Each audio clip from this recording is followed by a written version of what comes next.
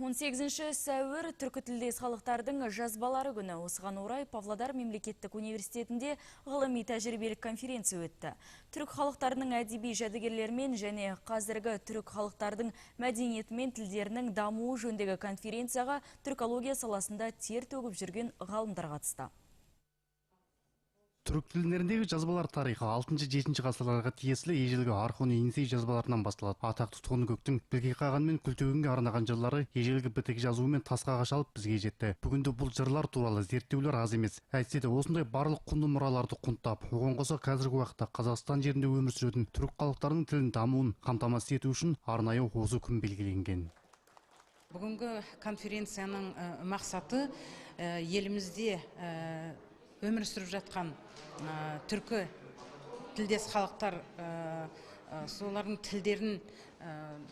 тілдерінің дамуына, салт дәстүрлерінің, басқа да құндылықтарының сақталуына жасаған жағдайлар туралы және көне түркі жазбаларының тарихымен танысу. Бүгінгі көне түрік жазбаларының жәдігерлері қазақ жазба мәдениетінің бастаулары конференциясына алыс жақыннан түрік тілдері тақырыбымен түбегейлі айналысып жүрген ғалымдар бас қосып, өзара пікір алмасты. Ғалымдардың қатарында Назарбаев университетінен келген Жазира Ағабек қызы да бар. Ол көне түрік жазбаларындағы ономастика мәселесі тақырыбында баяндама жасады.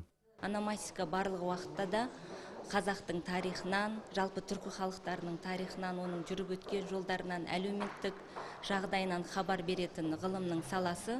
Сондықтан да түркі тілдес халықтардың жәдігерліктеріндегі ономастиканы зерттеу, оларға ортақ бір сөздіктер шығару және оларды бір ортаға келтіру бүгінгі күні үлкен бір жақсы жұмыс деп есептеймін. Қазақстанда түрік тілдес тобына жататын 9 этностық бірлестік бар. Бүгінгі конференцияда ол тілдердің болашақтағы дамуы жолдарда жиналған ғалымдар тарапынан сөз болды. Конференцияға жергілікті және өзге өңірден келген ғалымдар мен түрік тілдес халықтардың өкілдері де қатысты. Жанасыл Серікбол, Олег Чекедаев, Ертіс информ.